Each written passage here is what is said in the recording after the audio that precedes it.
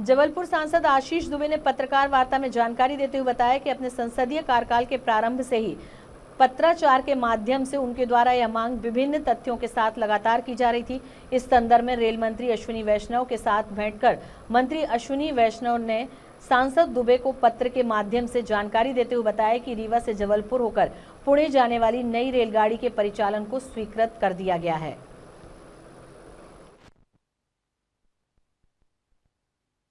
Press conference तुरंत हो रहा है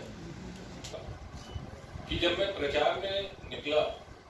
तो खासकर जबलपुर में हमारी मातृशक्ति जहां भी गया तो उन्होंने मुझसे सिर्फ एक ही बात कही कि आप जीतने के बाद कुछ मत करिए,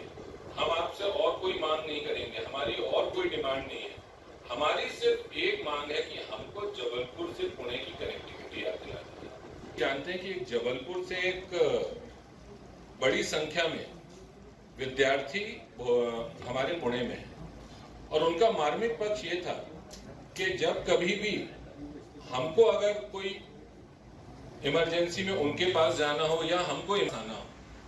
तो बोले हम उस क्षण के लिए भी तरस जाते हैं। तो ऐसी अनेक महिलाएं, मुझे आज भी उनका चेहरा याद है, उनके नाम याद है, वो क्षेत्र में कहां पर मिला, मैं यादव कॉलोनी के,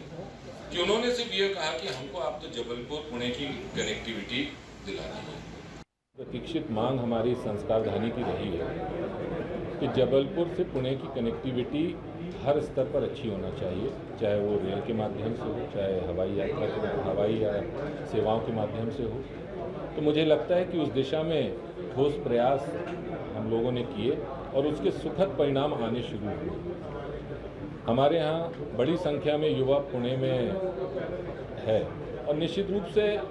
जब गार्जियन यहाँ रहते हैं तो उनको अपने पेरेंट्स और यही थी कि हमको जब कोई और काम हम आपसे नहीं बोलेंगे, आप तो हमको सिर्फ जबलपुर पुणे की कनेक्टिविटी दिलवाइए।